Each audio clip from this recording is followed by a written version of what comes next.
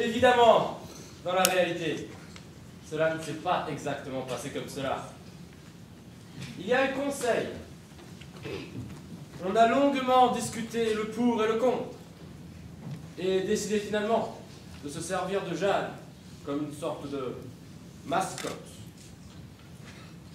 bien faite pour séduire les gens simples et les décider à se faire tuer.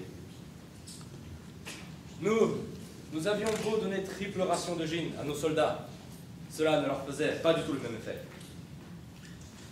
Et nous avons commencé à être battus, contre toutes les lois de la stratégie. On a dit qu'il n'y avait pas de miracle de Jeanne, que, autour d'Orléans, notre réseau de bastilles isolées était absurde, et qu'il suffisait d'attaquer, comme l'aurait décidé l'état-major d'Armagnac à le faire. C'est faux! Ce John Talbot n'était pas un imbécile. Il connaissait son métier. Il a su le prouver avant cette malheureuse affaire. Et dès lors, non. Ce qu'il y a eu en plus, ayons l'élégance d'en convenir, c'est l'impondérable. Dieu, si vous y tenez, Seigneur évêque. Cette alouette chantant dans le ciel de France, au-dessus de ses fantassins. Seigneur évêque, j'aime beaucoup la France. C'est pourquoi je ne me consolerai jamais si nous la perdions. Ces deux notes claires, ce chant joyeux et absurde d'une alouette, immobile dans le soleil, pendant qu'on lui tire dessus, c'est tout elle. Enfin, ce qu'il y a de mieux en elle, car elle a aussi sa bonne mesure d'imbécile, d'incapable et de crapule. Mais, de temps en temps, il y a ces tableaux qui les effacent. J'aime bien la France. Pourtant, vous lui tirez dessus. L'homme est fait de contradictions, Seigneur évêque. Il est très fréquent de tuer ce que l'on aime. J'adore les bêtes aussi. Et je suis chasseur. Allez!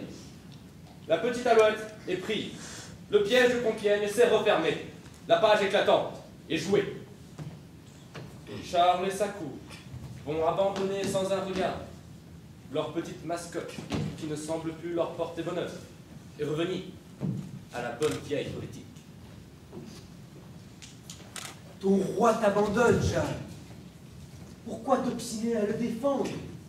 On t'a lu hier la lettre qu'il a envoyée toutes ces bonnes villes, te désavouant. C'est mon roi. Ils n'ont pas fini de nous la reprocher, cette lettre. Nécessaire, sire. Elle était nécessaire.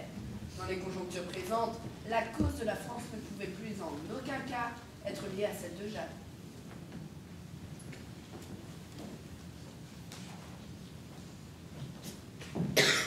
Jeanne, écoute-moi bien et essaye de me comprendre. Ton roi n'est point notre roi. Un traité en bonne et due forme fait de notre sire Henri VI de Lancastre le roi de France et d'Angleterre. Ce procès n'est pas placé sur le plan politique.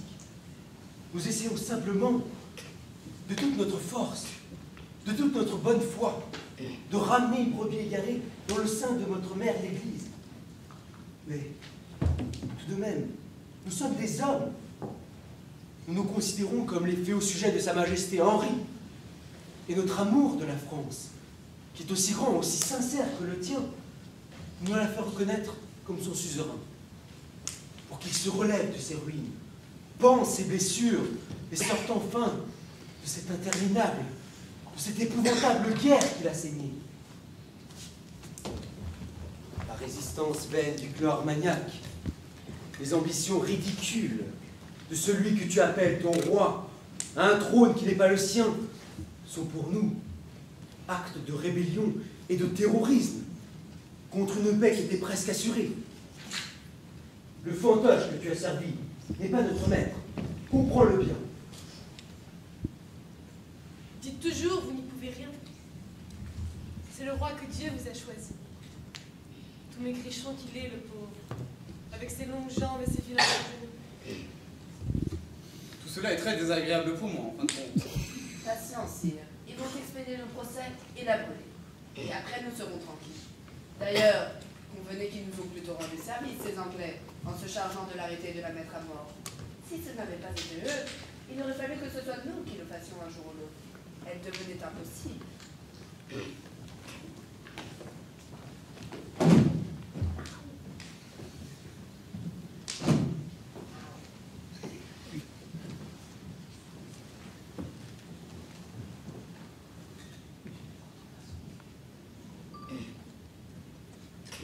Mets-toi un instant à notre place.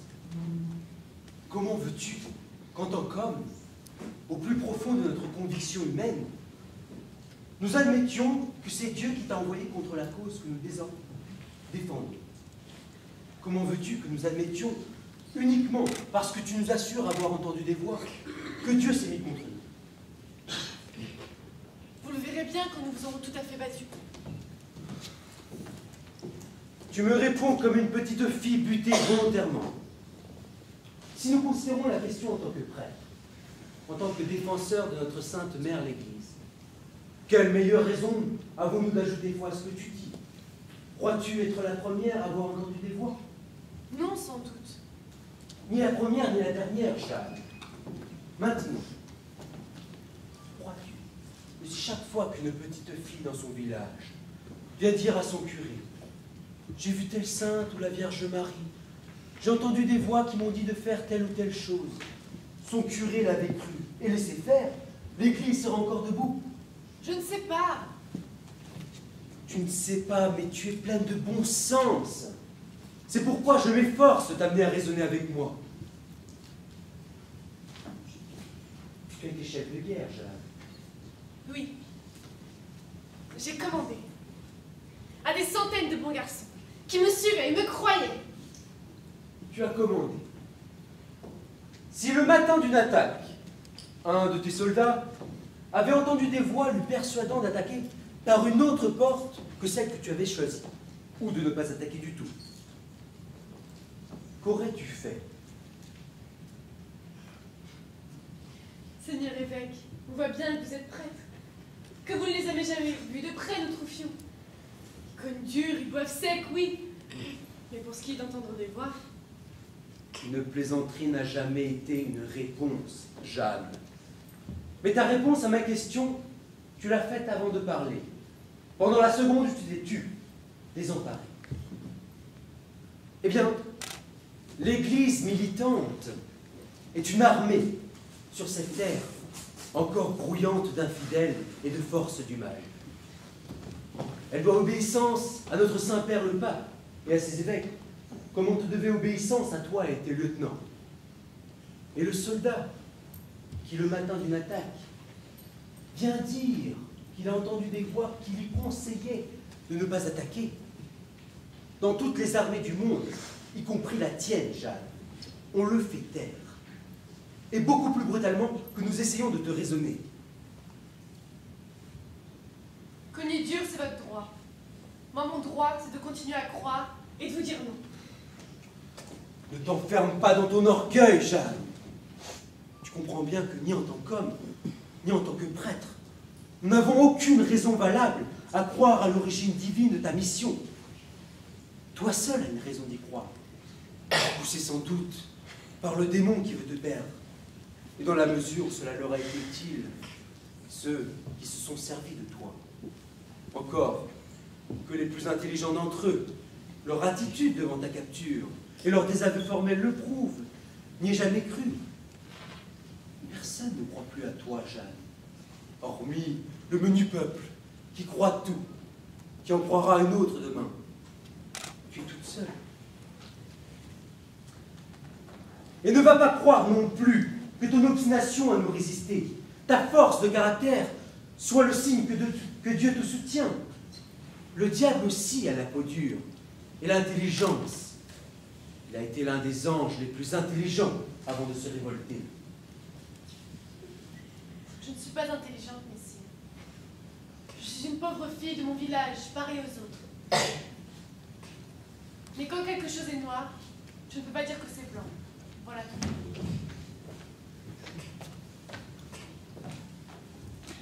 À quel signe tu fais reconnaître de celui que tu appelles ton roi que te confie son armée?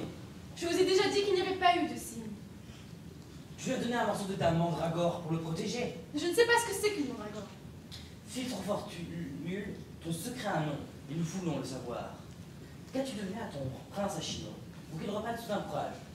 Est-ce que cela a un nom en hébreu? Le diable parle toutes les langues, mais il affectionne l'hébreu. Non, messire, cela avait un nom français. Et vous venez vous-même de le dire. Je lui ai donné du courage, voilà tout. Et Dieu, ou enfin la puissance que tu crois être Dieu, n'est intervenu en rien, crois-tu? Je crois que Dieu intervient tout le temps, monseigneur. Quand une fille dit 2 mots de bon sens et qu'on l'écoute, c'est que Dieu est là. Dieu est économe. Quand 2 sous de bon sens suffisent, il ne va pas faire la dépense d'un miracle. Voilà une bonne et humble réponse, monseigneur, et qui ne peut être tenue contre elle. Voir. Tu ne crois pas au miracle tel que nous sont enseignés dans les livres saints. Tu nies ce qu'a fait notre Seigneur Jésus aux noces de Cana. Tu nies qu'il a ressuscité Lazare. Non, monseigneur. Notre Seigneur a sûrement fait tout cela puisque c'est écrit dans ses livres. Il a changé l'eau en vin, comme il a créé l'eau et le vin. Mais pour lui, qui est le maître de la vie et de la mort, cela ne devait rien être de plus extraordinaire que pour moi de filer une quenouille. Écoutez-la. Écoutez-la. Elle dit qu'il n'y a pas de miracle. Si, messire. Il me semble seulement que les vrais miracles, ça ne doit pas être des tours de passe-passe ou de physique amusante. Les Romanichels sur la place de mon village en faisaient aussi. Les vrais miracles, ceux qui font sourire Dieu de plaisir dans le ciel, ce doit être ceux que les hommes font tout seuls, avec le courage et l'intelligence que Dieu leur a donnés. Tu mesures la gravité de tes paroles, Jeanne. Tu es en train de nous dire tout tranquillement que le seul miracle de Dieu sur cette terre, ce serait l'homme, pas autre chose. L'homme qui n'est que péché, erreur, maladresse, impuissance. Oui, mais force et courage aussi, et clarté au la guerre. Seigneur, Jeanne nous dit dans son langage maladroit des intuitions peut-être erronées, mais sûrement naïves, de son cœur. Sa pensée, en tout cas, ne peut pas être assez ferme pour se mouler dans notre dialecte. En la pressant de questions, nous risquons de lui faire dire davantage, ou autre chose que ce qu'elle veut dire.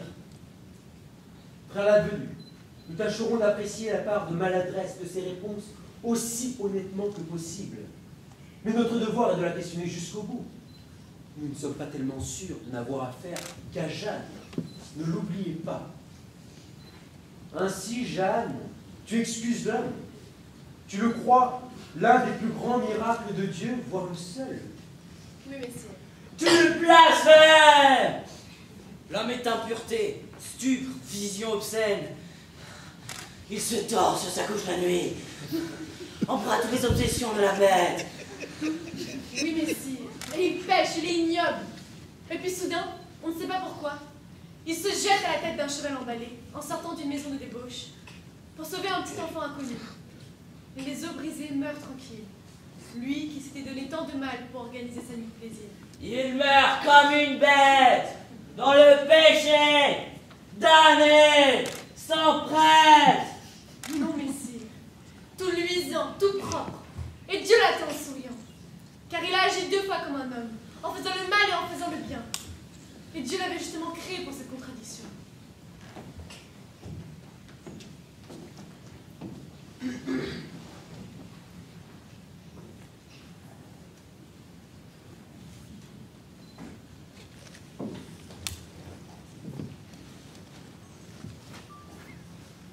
Jeanne.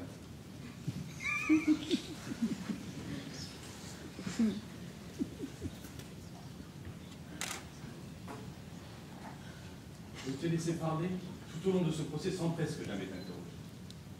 Je voulais te laisser venir. Cela a été long.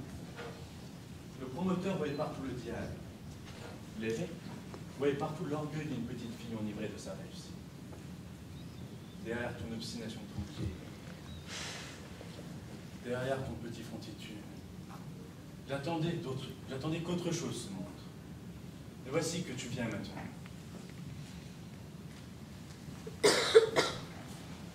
Je représente ici la Sainte Inquisition, dont je suis le vicaire pour la France. La Sainte Inquisition a autre chose de plus haut et de plus secret à défendre que l'intégrité temporelle de l'Église. Elle lutte dans l'invisible, secrètement, contre un ennemi qu'elle seule s'est détecté, qu'elle seule s'est apprécié le danger. Il lui arrive parfois de s'armer contre un empereur. Elle déploie d'autres fois le même apparat, la même vigilance, la même dureté contre un vieux savant d'apparence inoffensive. Un petit pâtre perdu au fond des villages de montagne. Une jeune fille.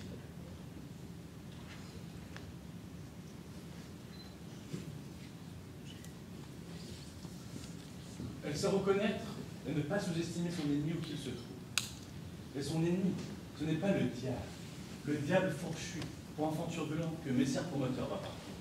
Son ennemi, son seul ennemi, tu viens te dévalant de prononcer son nom. C'est l'homme. Debout, Jeanne. Elle répond. C'est moi maintenant qui t'interroge.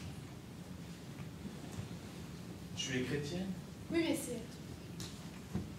Tu as été baptisée et toute petite, tu as vécu à l'ombre de l'église qui touchait ta maison. Les cloches réglaient tes prières et tes travaux. Les émissaires que nous avons envoyés dans ton village ont tous recueilli le même nom. Tu as été une petite fille très pieuse. Quelquefois, au lieu de jouer et courir avec les autres, pourtant tu n'étais pas une petite fille triste. Tu aimais bien jouer et courir. Tu te faufilais dans l'église et tu es restée longtemps, toute seule, à genoux, sans même prier, regardant le vitrail devant toi.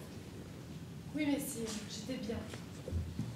Tu as eu une petite amie que tu aimais tendrement, une petite fille comme toi, nommée Homette. Oui, messire. Tu devais l'aimer fort, car lorsque tu as décidé de partir pour vos couleurs, sachant déjà que tu n'en reviendrais jamais, tu as été dire adieu chez toutes les autres compagnes, et chez elles, tu n'es pas passé. Non. J'avais peur d'avoir trop de peine. Cette tendresse pour la créature, tu ne l'as pas limitée à celle que tu préférais. Tu soignais les petits enfants pauvres, les malades, sans le dire. Quelquefois, Je faisais plusieurs lieues pour porter un bouillon et une misérable vieille abandonnée dans une cabane de la forêt. Plus tard, à la première rencontre à laquelle tu as participé, tu t'es mise à sangloter au milieu des blessés.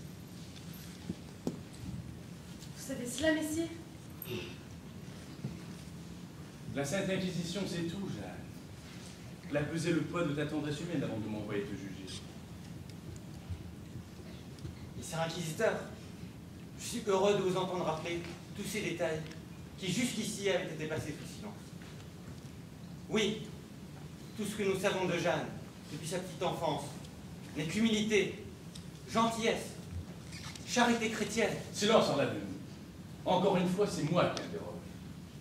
N'oubliez pas que je représente ici la Sainte Inquisition, seule qualifiée pour distinguer entre la charité, vertu théologale, et l'ignoble, le répugnant, le trouble breuvage du lait de la tendresse humaine.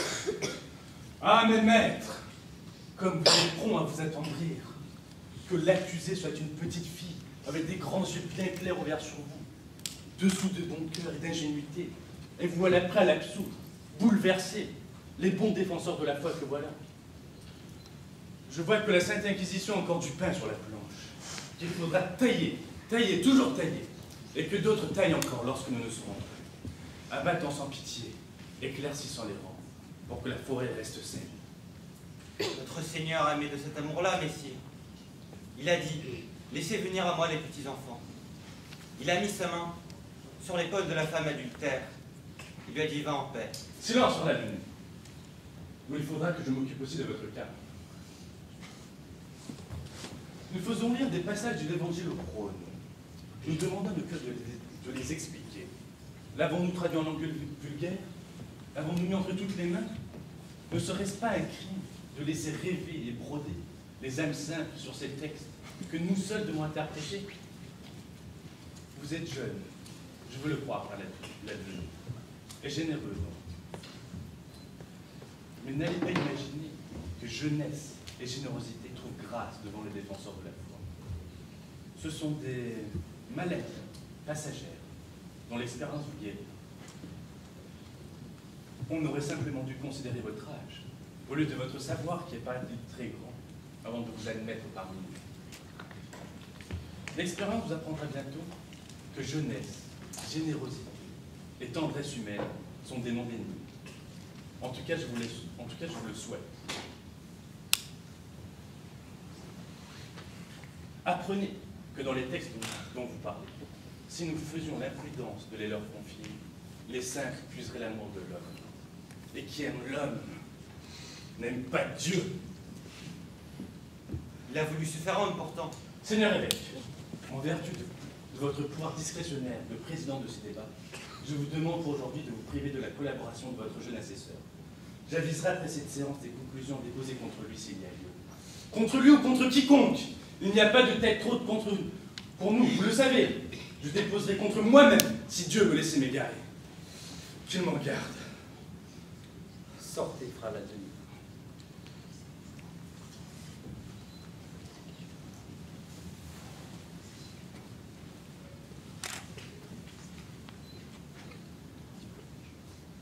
Messire Inquisiteur, je vous dois obéissance, ainsi qu'à mon révérend Seigneur évêque. Je sors. Je m'aide.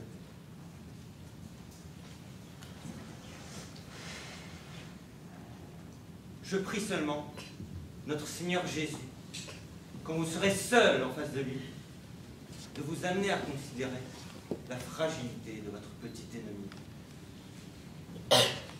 Plus notre ennemi est petit et fragile, plus il est tendre, plus il est pur, plus il est innocent, plus il est redoutable.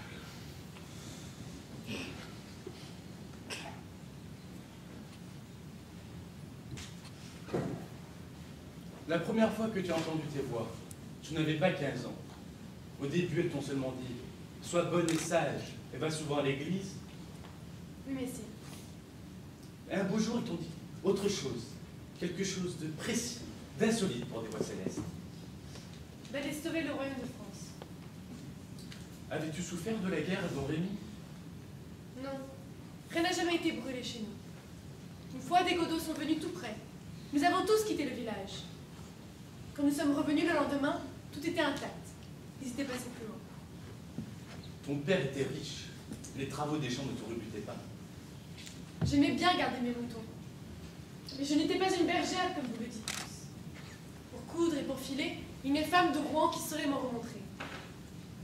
Tu étais donc une petite fille aisée et heureuse. Pour toi, les malheurs de la France, ce n'étaient que des récits de veillée. Et pourtant, un jour, tu as senti qu'il fallait que tu partes. Mes voix me le disaient. Un jour, tu as senti qu'il fallait que tu te charges de ce malheur des autres hommes autour de toi. Et tu savais déjà tout, que ta chevauchée serait courte et glorieuse, et que ton roi sacré, tu te retrouverais où tu es en ce moment, traqué parmi nous, au pied de ce bûcher qui t'attend prêt à être allumé sur la place du marché. Ne mens pas, Jeanne, tu le savais. Mes voix m'ont dit que je serais prise, et qu'après je serais délivrée. Délivré, c'est un terme pour voix céleste, ça. Tu t'es bien douté, n'est-ce pas, de ce que délivrer pouvait bien vouloir dire pour elle, de très vague et très éthéré. La mort, bien sûr, délivre. Et tu es parti tout de même, malgré tous les obstacles de la vie, malgré ton père et ta mère. Tu sais, juste sans père et sans mère, quand j'aurais dû user mes pieds jusqu'aux genoux, je serais partie. Pour aider tes frères, les hommes, dans leur œuvre la plus strictement humaine, la possession du sol où ils sont nés et qu'ils s'imaginent leur appartenir. Notre Seigneur ne pouvait pas vouloir que les Anglais brûlent, pillent et fassent la loi chez nous. Quand les Anglais auront repassé la mer, eux aussi seront des enfants de Dieu, chez eux. Et moi, je n'irai pas leur chercher noise. Présomption! Orgueil! Tu crois que tu n'aurais pas mieux fait de continuer à coudre et à filer chez ta mère? J'avais autre chose à faire, messire. Et pour ce qui est des œuvres des femmes, il y aura toujours bien d'autres femmes pour les faire. Puisque tu es en relation directe avec le ciel, en somme, de là à imaginer que tes prières étaient particulièrement écoutées là-haut, il n'y avait qu'un pas. L'idée toute simple n'était pas venue, plutôt plus conforme à ta condition de fille, de consacrer une vie entière de prière et de pénitence, obtenir du ciel qu'il chasse les Anglais. Dieu veut qu'on cogne d'avoir laissé. La prière, c'est en plus. Je préférais expliquer à Charles comment il fallait attaquer. C'était plus simple. Et il m'a cru. Et le gentil Duno aussi m'a cru. Et Laï. Et Xaintrailles. Mes bons taureaux furieux. Ah, nous avons eu quelques joyeuses batailles tous ensemble. On était bien au petit matin. Entre amis, botte à botte. Pour tuer, Jeanne. Notre Seigneur a-t-il dit de tuer? Tu as aimé la guerre, Jeanne. Oui. Ce doit être un péché dont il faudra que Dieu m'absolve. Le soir, je pleurais sur le champ de bataille, de voir que toute cette joyeuse fête du matin avait fait tant de pauvres morts.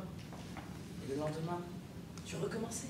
Dieu le voulait, tant qu'il resterait en Anglais en France. Ce n'est pourtant pas difficile à comprendre. Il y avait le travail à faire d'abord, voilà tout. Vous êtes savants, vous pensez trop. Vous ne pouvez plus comprendre les choses simples. Mais le plus bête de mes soldats, comprenez, lui. Pas vrai, Laïr? Mais bien sûr, Madame Jeanne. Laïr. Alors, Madame Jeanne, on a fait notre petite prière. Comme convenu, est-ce qu'on va cogner un peu ce matin, hein? Bon, Laïr, c'est toi. Ah, tu sens bon.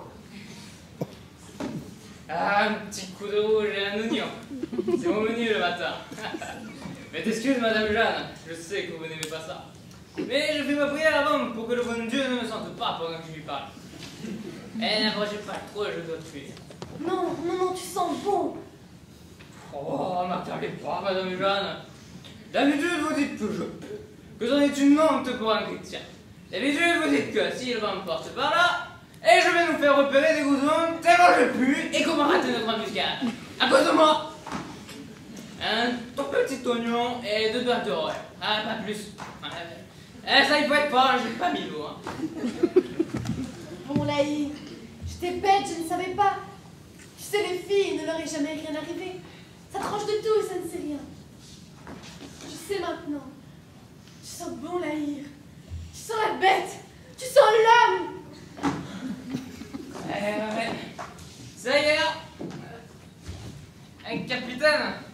comme un curé ou un petit folquet de la cour. Eh, ça transpire. Et pour se laver en campagne, ce qui se lave, c'est pas du homme. Avec l'oignon, je le dis pas. Sans plus. Ouais. Et je pourrais me contenter d'un morceau de saucisson à l'ail tous les matins, comme tout le monde. Et c'est plus distingué qu'au dehors. Enfin, ça ne pas un péché, non? Non, Laïr. Ah, avec vous, on ne sait plus. Rien de péché, Laïr, de ce qui est vrai. Gros ours, tu sens bon la sueur chaude, l'oignon cru, le vin rouge, toutes les bonnes odeurs innocentes des hommes. Mon gros ours, tu jures, tu ne penses qu'aux filles. Moi? Toi, oui, tu les tenais pour ça. Mais tu es pourtant comme un petit sou neuf dans la main des dieux. C'est vrai, Madame Jeanne. Eh, vous croyez qu'avec ma chienne de vie, j'ai tout de même une petite chance de paradis si je fais bien ma prière tous les jours, comme convenu? On t'y attend, Laïr. Le paradis des dieux, je sais qu'il est plein de potes comme toi. C'est vrai? Eh, j'aimerais mieux, à tout prendre, qu'il y ait quelques copains. Et j'ai toujours eu peur d'être gêné devant les saints et les évêques. Faudrait parler. Gros ballot, gros lourdeau, grosse tourte. Mais c'est plein d'imbéciles le paradis. Notre Seigneur l'a dit. Il n'y a peut-être même que ceux-là qui y rentrent. Les autres, ils ont eu tellement d'occasions de pécher avec leur sale caboche. Ils sont tous obligés d'attendre à la porte. C'est là avec des copains au paradis. On ne va pas tout de même s'ennuyer entre nous, si vous êtes poli. On se battra tout de même un petit peu, hein? Toute la journée. 1 minute. Eh ouais, quand bon Dieu ne nous verra pas, hein. Mais il nous verra tout le temps, ballon. Et il criera de nous voir faire. Il te criera. Vas-y, Laïr. Entre-lui dans le chou avec sa traille. Tale-lui là. Montre-lui que t'es un homme. Comme ça? Au plus distingué, bien sûr. Ah, nom de Dieu! Laïr, Pardon. tu jures, il te fout dehors. C'était de plaisir. C'était pour lui dire merci. Il s'en est douté. Mais ne recommence pas. Ou c'est à moi que tu auras à faire. Allez, assez parlé ce matin. À cheval, mon gars, à cheval.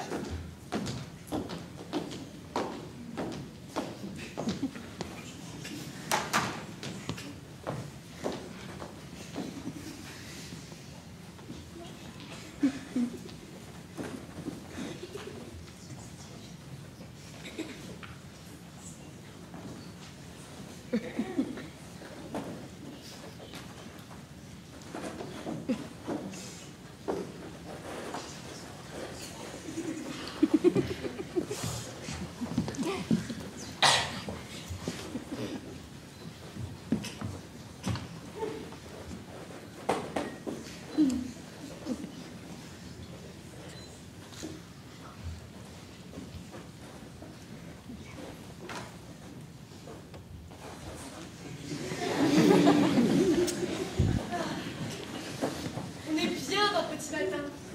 Entre amis, vagabondes. Tu sens l'herbe mouillée?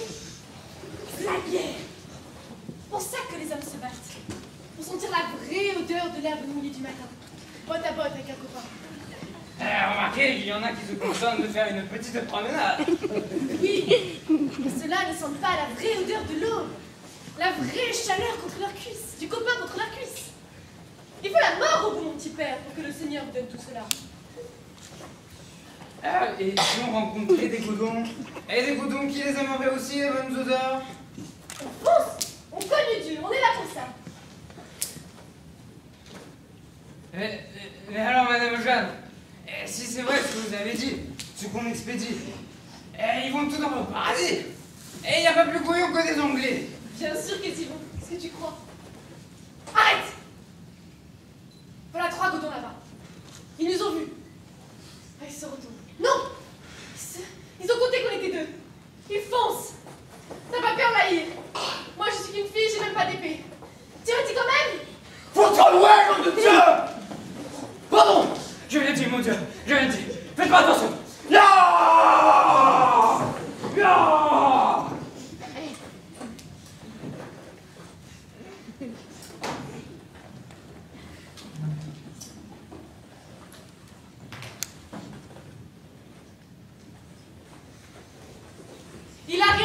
Dieu, il a rien dit. Il est bon comme le pain, il est bon comme Xaintrailles. Il est bon comme chacun de vos loups, mon Dieu, que vous avez fait innocent. Je réponds de tous.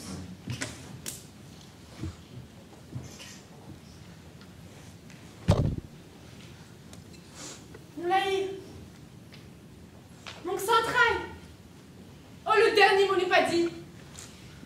Vous verrez qu'ils viendront me délivrer, avec 300 ou 400 bonnes lances. Ils sont venus, Jeanne, jusqu'aux portes de Rouen pour voir combien il y avait d'Anglais dans la ville. Et puis ils sont repartis. Hein? Ils sont repartis? Sans se battre? Ils sont repartis vers le midi, au sud de la Loire, où Charles, là de la guerre, licencie ses armées et cherche à conclure un traité pour conserver au moins ce petit bout de France. Ils ne reviendront jamais, Jeanne. Ce n'est pas vrai, là il reviendra, même s'il n'a aucune chance. D'ailleurs, n'est qu'un chef de bande qui s'est vendu avec sa compagnie à un autre prince quand il a su que le tien allait faire la paix. Il marche en ce moment vers l'Allemagne pour trouver un autre pays à piller, tout simplement. Ce n'est pas vrai. T'ai-je jamais menti, Jeanne? C'est vrai.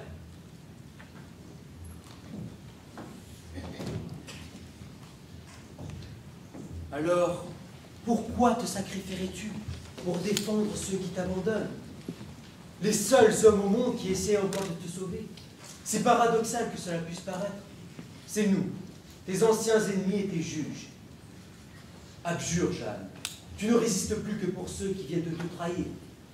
Rentre dans le sein de l'Église. Humilie-toi. Elle te relèvera par la main. Je suis persuadé qu'au fond de ton cœur, tu n'as pas cessé d'être une de ses filles. Oui, je suis une fille de l'Église. Confie-toi à ta mère, Jeanne, sans restriction. Elle pèsera ta part d'erreur, te délivrant même de cette angoisse de la juger par toi-même. Tu n'auras plus à penser à rien. Tu feras ta punition, qu'elle soit lourde ou légère, et tu iras en paix. Enfin, tu dois avoir besoin de paix. Pour ce qui est de la foi, je m'en remets à Dieu. Mais pour ce qui est de ce que j'ai fait, je ne m'en dédierai jamais.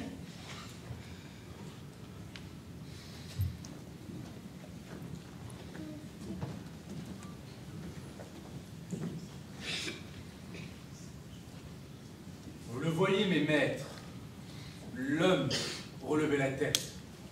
Vous comprenez maintenant qui vous jugez. Ces voix célestes vous avez assourdi aussi ma parole. Vous vous obstinez à chercher je ne sais quel diable embusqué derrière elle. Je voudrais bien qu'il ne s'agisse que du diable. Son procès serait vite fait. Le diable est notre allié. C'est un ancien ange après tout. Il est de chez nous. Avec ses blasphèmes, ses insultes, sa haine même de Dieu. Il fait encore acte de foi. L'homme transparent et tranquille, me fait 1000 fois plus peur. Regardez-le, enchaîné, désarmé, abandonné des siens, et plus très sûr, n'est-ce pas, Jeanne, que ces voix qui se sont tues depuis si longtemps, lui aient jamais vraiment parlé. S'écroule-t-il, suppliant Dieu de le reprendre dans sa main? Implore-t-il au moins que ces voix lui reviennent? Non, il s'écroule. Il fait face sous la torture, l'humiliation et les coups. Dans cette misère de bête, sur la litière humide de son cachot.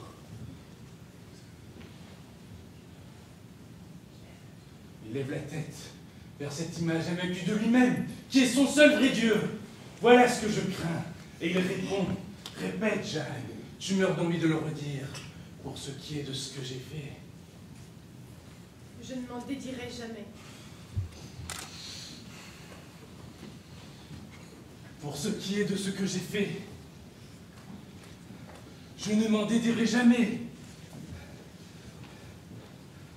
Mais entendez-vous les mots qu'ils ont tous dit sur les bûchers, les échafauds, au fond des chambres de torture, chaque fois que nous avons pu nous saisir d'eux? Les mots qu'ils rediront dans des siècles, avec la même impudence, car la chasse à l'homme ne sera jamais fermée. Si puissant que nous devions un jour, si lourde que se fasse l'idée sur le monde, si dure, si précise, si subtile que soit son organisation et sa police, il y aura toujours un homme à chasser quelque part, comprendra enfin et qu'on tuera. et qui humiliera encore l'idée au compte de sa puissance, simplement parce qu'il aura dit non, sans baisser les yeux. Avez-vous besoin de l'interroger encore? De lui demander pourquoi elle s'est jetée du haut de cette tour où elle était prisonnière pour fuir ou se détruire contre le commandement de Dieu? Pourquoi elle a quitté son père et sa mère, mis cet habit d'homme qu'elle ne veut plus laisser contre le commandement de l'Église? Elle vous fera la même réponse d'homme. Ce que j'ai fait, je l'ai fait. C'est à moi.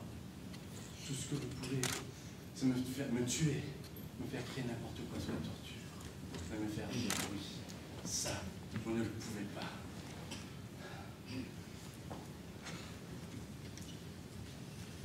Eh bien, mes maîtres, il faudra que nous apprenions, d'une manière ou d'une autre, si cher que cela coûte à l'humanité, à faire dire oui à l'homme.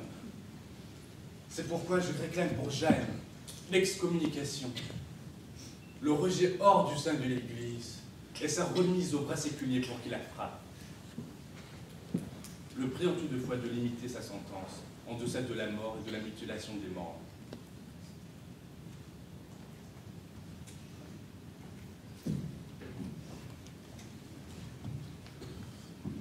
Ce sera une piètre victoire contre toi, Jeanne. Mais enfin, tu te tairas. Et jusqu'à présent, nous n'avons pas trouvé l'innocent. Messire l'inquisiteur, viens le premier de demander ton excommunication et ton supplice, Jeanne. Dans un instant, je crains que messire promoteur ne demande la même chose. Chacun de nous ici dira son sentiment et il me faudra décider. Avant de couper et de jeter loin d'elle ce membre pourri que tu es, ta mère l'Église, à qui la brebis égarée est plus chère que toutes les autres, ne l'oublie pas, va te conjurer une dernière fois. Connais-tu cet homme, Jeanne? C'est le maître bourreau de Rouen. C'est à lui que tu vas appartenir tout à l'heure si tu ne nous remets pas ton âme afin que nous la sauvions. Ton bûcher est-il prêt, maître? Prêt, monseigneur.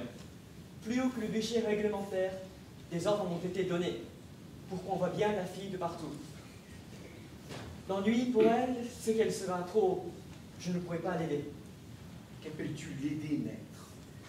Un tour de main du métier, monseigneur, qui est de coutume quand il n'y a pas d'instruction spéciale. On laisse les premières flammes monter, et puis, dans la fumée, je grimpe derrière, comme pour arranger les fagots, et j'étrangle. Il n'y a plus que la carcasse qui grille, c'est moins dur. Mais avec les instructions que j'ai reçues, ce sera trop haut. Je ne pouvais pas grimper. Alors, forcément, ce sera plus long.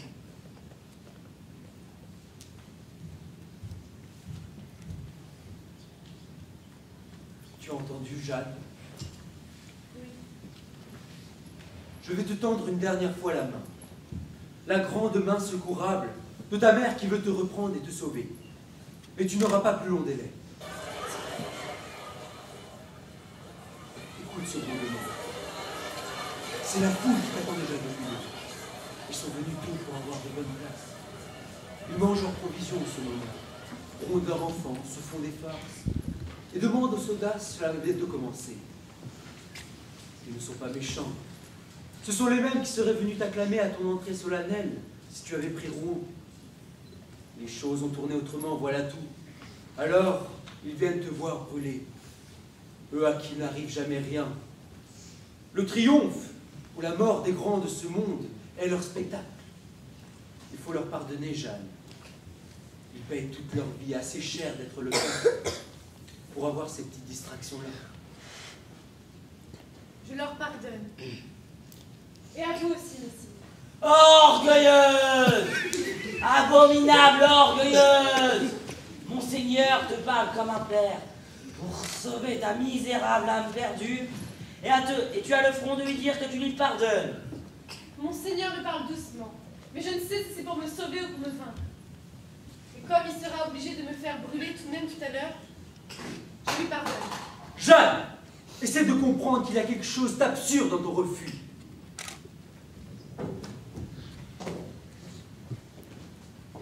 Tu n'es pas une infidèle. Le Dieu dont tu te réclames est le nôtre aussi. C'est nous, précisément, qu'il a désigné pour te guider à travers son apôtre Pierre, qui a fondé son Église. Dieu n'a pas dit à sa créature, tu t'adresseras directement à moi. Il a dit, tu es Pierre, et sur cette pierre je bâtirai mon Église, et ces prêtres seront vos pasteurs.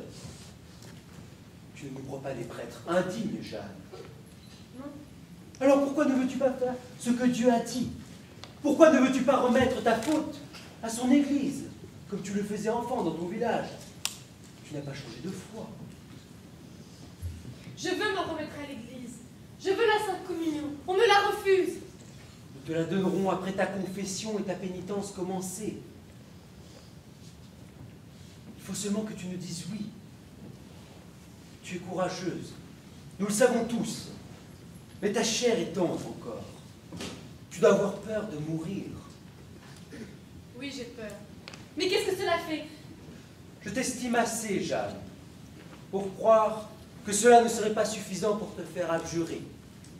Et tu dois avoir une autre peur, plus grande encore, celle de t'être trompé et de t'exposer par obstination, par orgueil, à la damnation éternelle. Or, qu'est-ce que tu risques, même si tes voix viennent de Dieu, à faire ton acte de soumission au prêtre de son Église? Si nous ne croyons pas à tes voix et à leurs commandements, et que nous t'infligeons la pénitence que nous croirons raisonnable, admettons que Dieu t'ait vraiment parlé par l'intermédiaire de son archange et de ses saints. Eh bien, c'est nous qui commettrons un monstrueux péché d'ignorance, de présomption et d'orgueil, et qui le paierons tout au long de notre vie éternelle. Nous prenons ce risque pour toi, Jeanne. Toi, tu ne prends aucun. Dis-nous, simplement oui, dis-nous, je me remets à vous.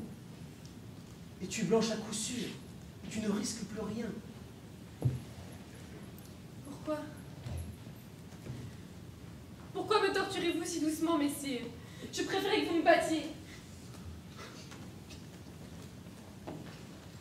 Si je te battais, je donnerais une trop bonne excuse à ton orgueil qui ne demande qu'à te faire mourir.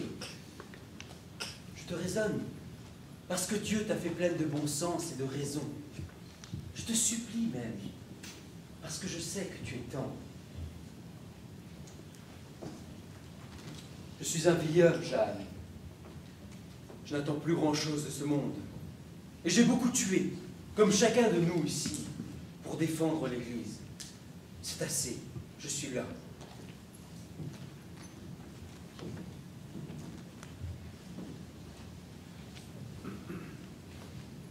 Je ne voudrais pas, avant de mourir, avoir encore tué une petite fille. Aide-moi, toi aussi. Est-ce qu'il faut que je réponde? Il faut d'abord que tu comprennes que proclamer que tu es sûr que Dieu t'envoyait ne peut plus être utile à rien ni à personne. C'est tout juste faire le jeu du bourreau et des Anglais, ton roi même. En avisé politique a manifesté par les lettres que nous t'avons lues qu'il ne devait être en aucune façon être redevable de sa couronne à une intervention divine dont tu aurais été l'instrument. Mets-toi à ma place, Jeanne. S'il a fallu un miracle pour que je sois sacré roi de France, c'est alors, il n'était pas tout naturel que je le sois. C'est que je n'étais pas vraiment le fils de mon père. Sinon, mon sacre allait de soi. Tous les rois ont toujours été sacrés dans ma famille, sans qu'il y ait eu besoin d'un miracle. L'aide divine, c'est bien, mais c'est louche. Pour quelqu'un dont la seule puissance est le bon droit. Et c'est d'autant plus louche quand elle s'arrête. Depuis la malheureuse affaire de Paris, nous nous faisons battre à tous les coups.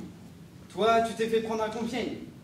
Ils vont te mijoter un petit verdict qui va te proclamer sorcière, hérétique, envoyée du diable à coup sûr. J'aime mieux laisser entendre que tu n'as jamais été envoyé par rien du tout. Comme ça, Dieu ne m'a ni aidé, ni abandonné. J'ai gagné parce que j'étais le plus fort momentanément. Je suis en train de me faire piler parce qu'en ce moment, je suis le moins fort. Ça, c'est de la politique. C'est ça. Tu comprends? Oui, je comprends.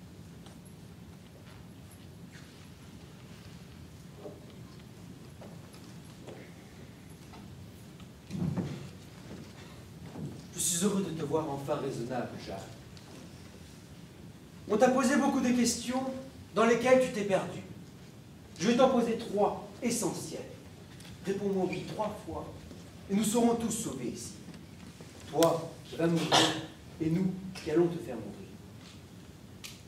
Posez toujours, je verrai si je peux répondre. La première question est la seule importante. Si tu me réponds oui, les autres iront de soi. Écoute bien et pèse chaque terre. Vous en remettez-vous avec humilité à la Sainte Église apostolique et romaine, à notre Saint-Père le Pape et à ses évêques, du soin d'apprécier vos actes et de vous juger? Faites-vous acte de soumission entière et totale et demandez-vous à rentrer dans le sein de l'Église? Il suffit que tu répondes oui.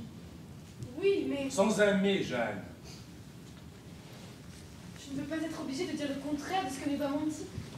Je ne veux rien avoir à témoigner contre mon roi. Rien qui puisse ternir la gloire de son sacre, qui lui est acquise à jamais maintenant.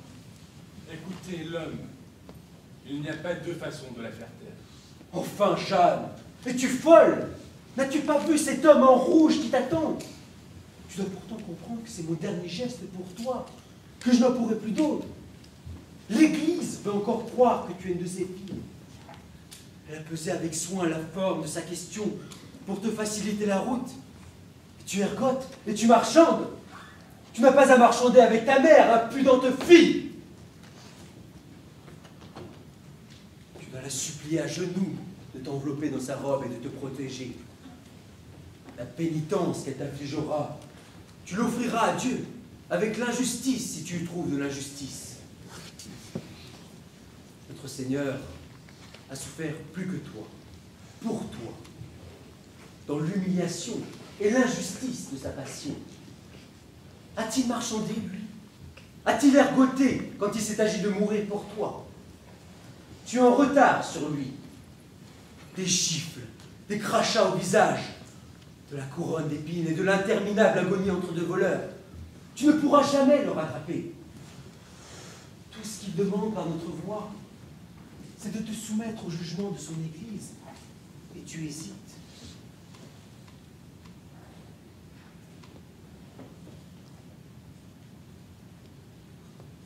Pardon, messire.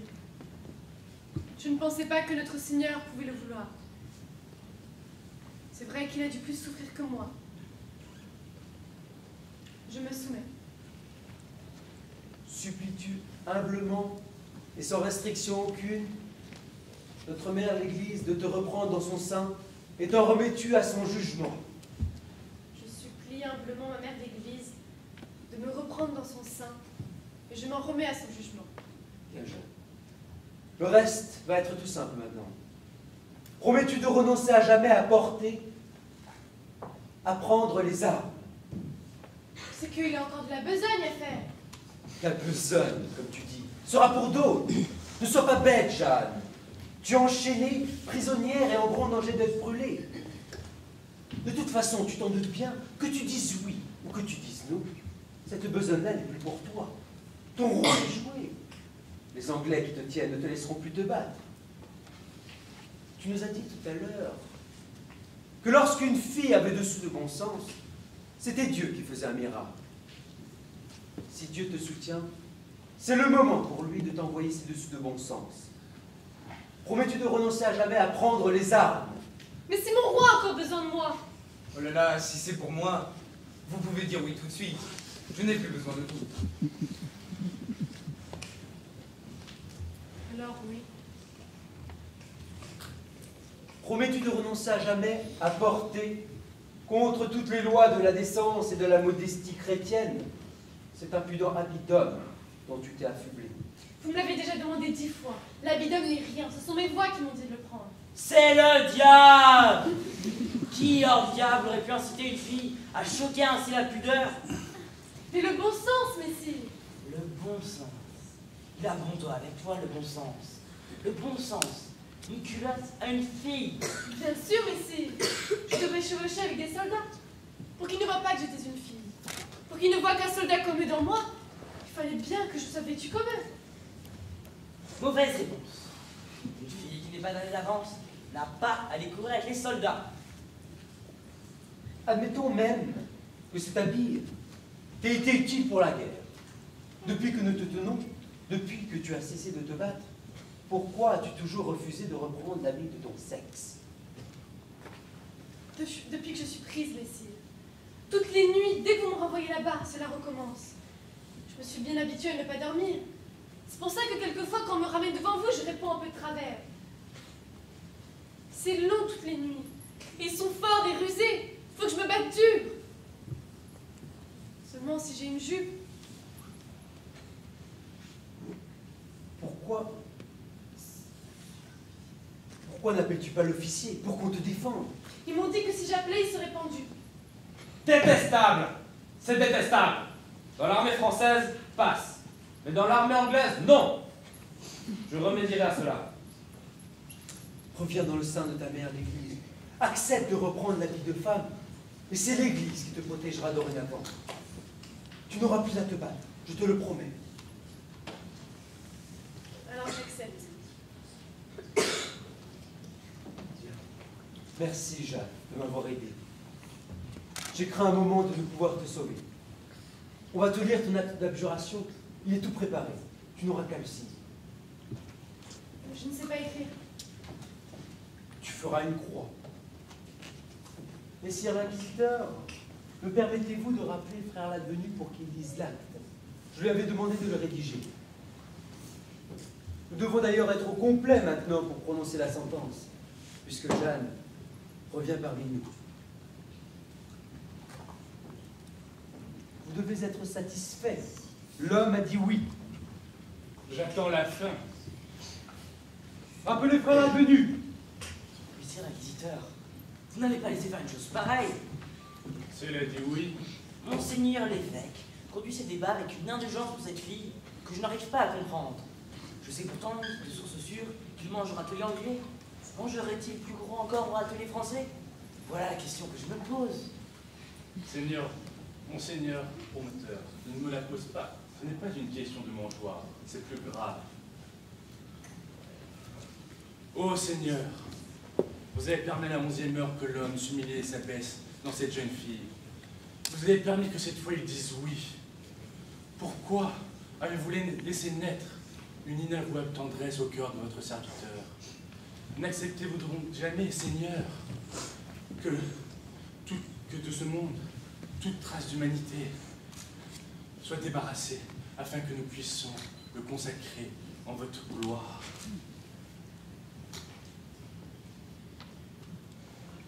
Frère l'advenu, Jeanne est sauvée. Elle accepte de rentrer dans le sein de notre mère l'Église. Merci, Jeanne. J'ai pris tout le temps pour toi. Ils aient lu l'acte d'abjuration, elle va le signer.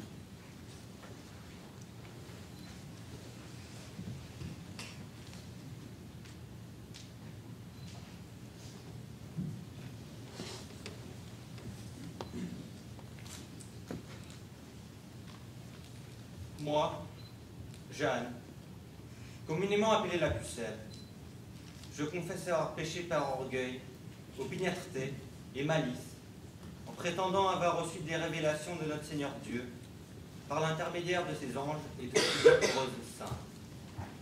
Je confesse avoir blasphémé, en portant un costume immodeste, contraire à la bienséance de mon sexe et au canon de notre sainte mère l'Église, et avoir incité par mes maléfices des hommes à s'entretuer. Je désavoue et abjure tous ces péchés. Je jure sur les saints évangiles de renoncer à porter jamais cet habit d'hérésie, de ne jamais plus prendre des armes. Je déclare m'en remettre humblement à notre sainte mère l'Église et à notre saint père le pape de Rome et à ses évêques pour l'appréciation de mes péchés et de mes erreurs. Je la supplie de me recevoir dans son sein, me déclare prête à subir la sentence qu'il lui plaira de m'infliger.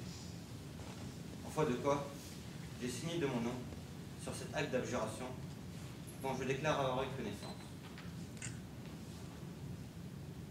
Je fais un rond et une croix.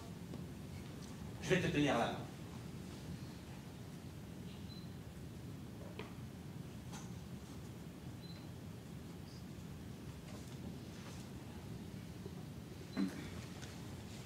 Voilà, Jeanne. Ta mère est en fait de te voir revenu à elle.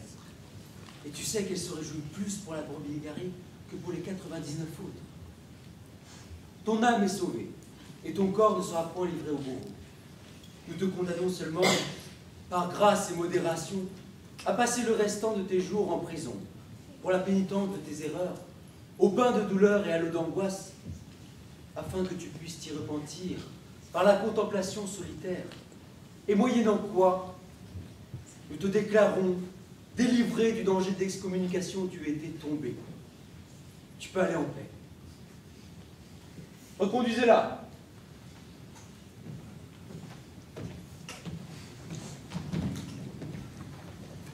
Bien, monseigneur, bien. Je préfère cela. C'est bien plus honteux pour Charles.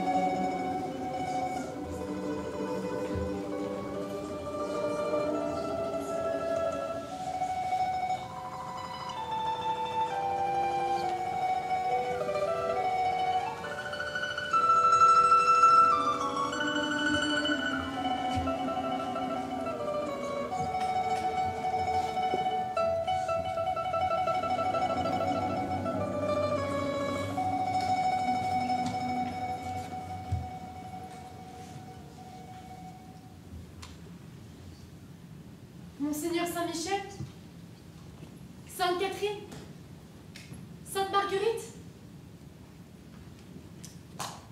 Vous ne me parlerez donc plus. Pourquoi m'avez-vous laissée seule depuis que les Anglais m'ont prise? Vous étiez là pour me conduire à la victoire. Mais c'est surtout dans la peine que j'avais besoin de vous. Je sais bien que cela serait trop facile, que Dieu vous tienne toujours la main. Serait le mérite. Il m'a tenu la main au début, parce que j'étais encore petite. Et après, il a pensé que j'étais assez grande. Je ne suis pas encore très grande, mon Dieu. Et dans tout ce que disait l'évêque, c'était difficile d'y voir clair. Avec le vilain chanoine, c'était facile. J'avais envie de lui répondre mal, rien que pour le faire enrager.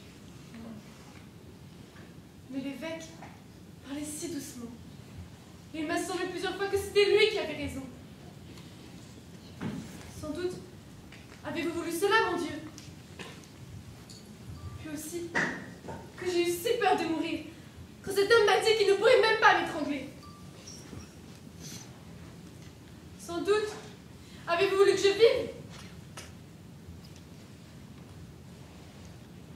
C'est bien. Faudrait que je réponde à cette question-là aussi.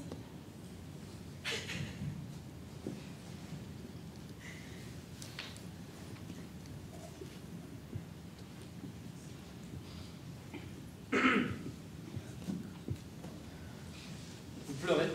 Non, monseigneur. Et moi qui venais vous féliciter. Heureuse issue, en somme, de ce procès. Je le disais justement à Cochon, je suis très heureux que vous ayez coupé au bûcher. Ma sympathie personnelle pour vous, mis à part, on souffre horriblement, vous savez. Et c'est toujours inutile, la souffrance. Et inélégant. Je pense que nous avons tous intérêt à vous avoir évité le martyre. Je vous félicite bien sincèrement.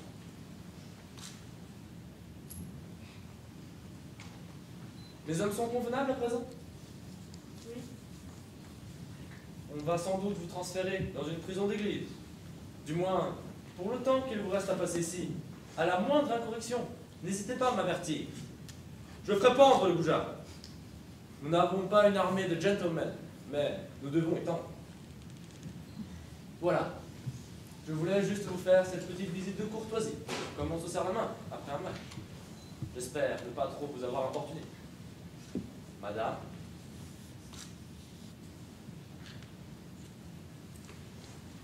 Monseigneur, Oui.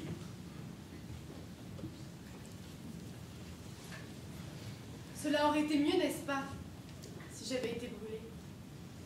Oh, je vous l'ai dit. Pour le gouvernement de Sa Majesté, l'abjuration est exactement la même chose. Non, pour moi. Une souffrance inutile. Quelque chose de laid. Non, vraiment, cela n'aurait pas été mieux. Cela aurait même été, je vous l'ai dit, un peu vulgaire, un peu peuple, un peu bête, de vouloir mourir à tout prix, pour braver tout le monde et crier des insultes sur le péché. Mais je suis du peuple, moi. Je suis bête. Et puis ma vie n'est pas ornée comme la vôtre, monseigneur. Toute droite, toute lisse, entre la guerre, la chasse et les plaisirs. Qu'est-ce qui va me rester à moi quand je ne serai plus Jeanne? On ne va pas vous faire une vie très gaie, certainement. Surtout au début. Vous savez, les choses s'arrangent tout le temps avec le temps. Mais je ne veux pas que les choses s'arrangent. Je ne veux pas le vivre, votre temps. Vous voyez, Jeanne, ayant vécu, les choses s'étant arrangées. Jeanne, délivrée peut-être, végétant à la cour de France d'une petite pension. Mais je vous dis que dans 6 mois, il n'y aura pas de Cour de France. Jeanne acceptant tout. Jeanne avec un ventre. Jeanne devenue gourmande. Vous voyez, Jeanne, farnée, en hennin, empêtrée dans ses robes, s'occupant de son petit chien et d'un homme à ses trousses. Qui sait? Jeanne mariée? Pourquoi pas? Il faut toujours se faire une fin. Je vais moi-même me marier. Mais je ne veux pas faire une fin. En tout cas, pas celle-là. Pas une fin heureuse. Pas une fin qui n'en finit plus. Monseigneur Saint-Michel, Sainte Catherine, Sainte Marguerite. Vous avez beau être muet aujourd'hui, je ne suis née que du jour où vous m'avez parlé. Je n'ai vécu que du jour où j'ai fait ce que vous m'avez dit de faire. À cheval, une épée dans la main. C'est celle-là, Jeanne. Ce n'est que celle-là. Pas l'autre qui va bouffir, blêmir et radouter dans son couvain. Ou bien trouver son petit confort. Délivré. Pas l'autre qui va s'habituer à vivre.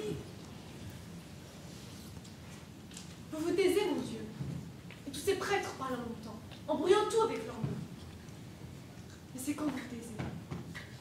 Vous nous l'avez fait dire au début par Monseigneur Saint-Michel. C'est quand vous nous faites le plus confiance. C'est quand vous nous laissez assumer tout seul. Eh bien, j'assume, mon Dieu. Je prends sur moi. Je vous rends Jeanne, pareil à elle pour toujours. Appelle tes soldats, Warwick. Appelle-les, je te dis. Je renonce à l'abjuration. Je renonce à la vie de femme. Ils vont enfin pouvoir l'utiliser leur péché. Ils vont enfin la voir à leur fête. Je vous en prie, pas de folie. Je vous l'ai déjà dit, je suis très satisfait comme cela. Et puis, j'ai horreur des supplices. Je ne pourrais pas vous voir mourir. Faudra avoir du courage, petit gars. Je l'aurais bien, moi. T'es bien gentil tout de même, malgré ta petite gueule de gentleman. Mais tu vois, il n'y a rien à faire. On n'est pas de la même race tous les deux.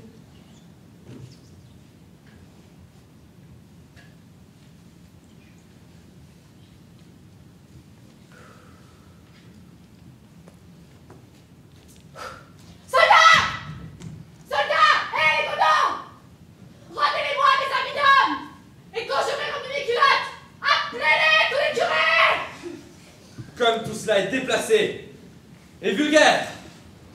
Décidément, on ne peut pas fréquenter ces Français.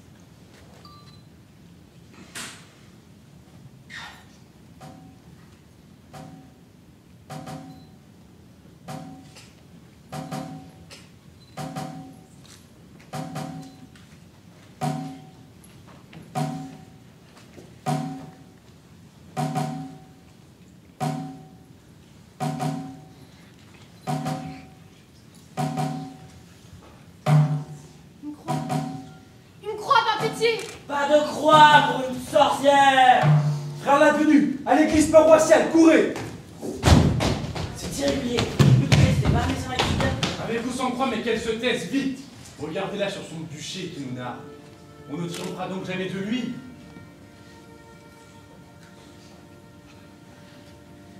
Une croix. Tiens, ma fille. Il me dégoûte après tout, tous ces curés. Elle a le droit à une croix comme tous les autres, cette Elle fille-là. est hérétique. Je te défends, là. Moi, je t'emmerde. Monseigneur, donc vous êtes arrêté et jugé aussi comme hérétique. J'exige que vous fassiez immédiatement arrêter. Vous m'ennuyez, monsieur. J'en ai 800 comme cela. Tous plus hérétiques, les uns que les autres. C'est avec ça que je fais la guerre, moi. Allez, mets le feu, toi, vite! Que la fumée l'entoure, qu'on ne la voit plus! Il faut faire vite. Dans 5 minutes, monseigneur, tout le monde sera pour elle. Je crains que ce ne soit déjà fait.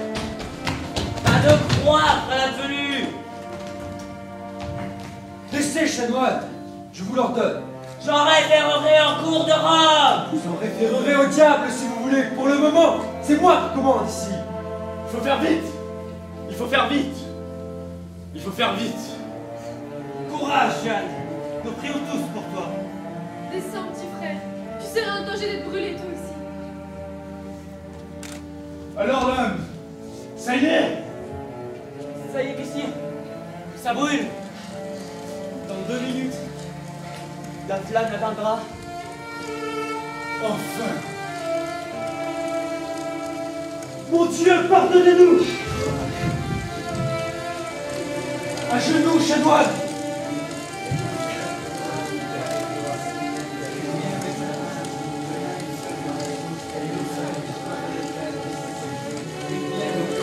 Elle regarde droit devant elle, Oui, messire. sans faiblir. Oui, messire.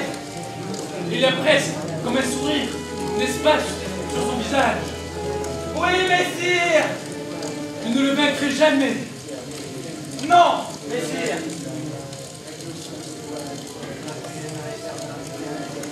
Oh, Rouen. Tu seras donc ma dernière demeure. Oh, Jésus. Pauvre petite jeune. Ma grand-mère, voyez-vous qu'elle souffre déjà? C'est un mauvais moment à passer.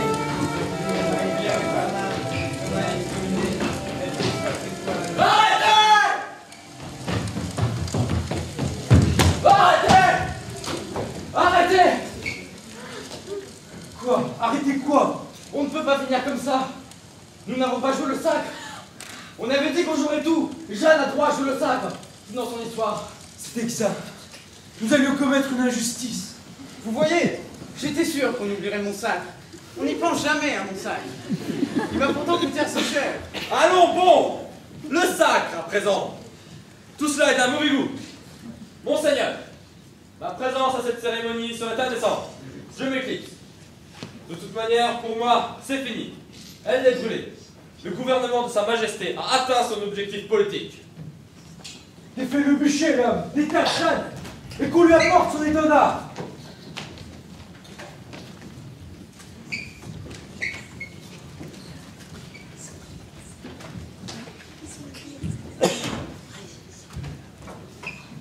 Cet homme a raison. La vraie fin de l'histoire de Jeanne. La vraie fin qui n'en finira plus. Celle qu'on se redira toujours. Quand on aura oublié ou confondu tous nos noms. Ce n'est pas dans sa misère de bête traquée à Rouen. C'est l'Alouette en plein ciel. C'est Jeanne à Reims dans toute sa gloire. La vraie fin de l'histoire de Jeanne est joyeuse. Jeanne d'Arc. C'est une histoire qui finit bien. Heureusement que je suis arrivé à temps. Les imbéciles, ils allaient brûler Jeanne d'Arc. Vous vous rendez compte?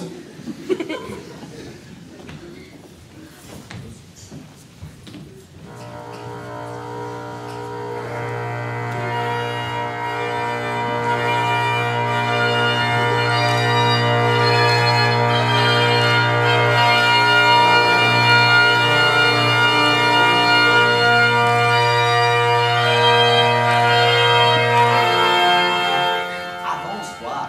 Et arrête avec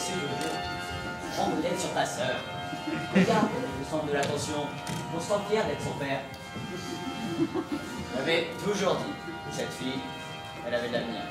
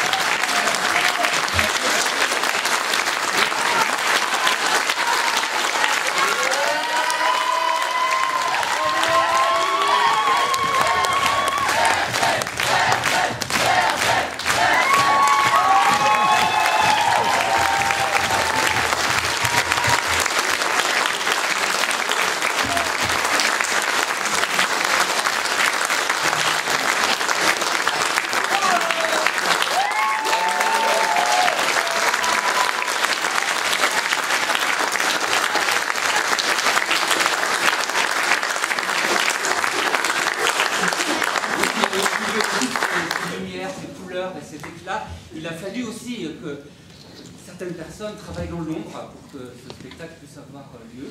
Et elles méritent aussi vos applaudissements.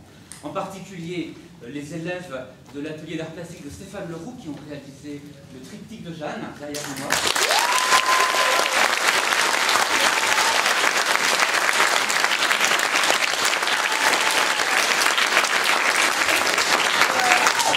Monsieur Noureddin Daouzli, le professeur de technologie qui a fait...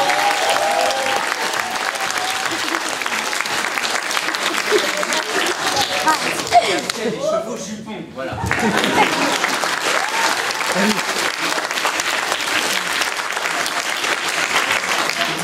Là-bas, quelqu'un qui veillait sur les musiques, les bruitages et qui a composé la musique de la chanson de Jeanne.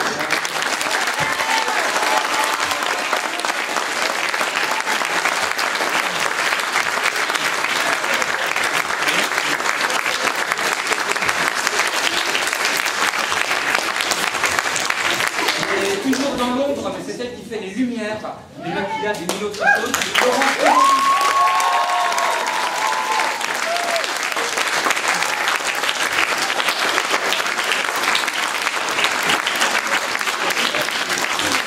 Et tous ces costumes plus vrais que nature n'auraient pas existé sans la petite fée de la troupe, dont les mains magiques les ont confectionnés tous un à un, Chantal Poussin.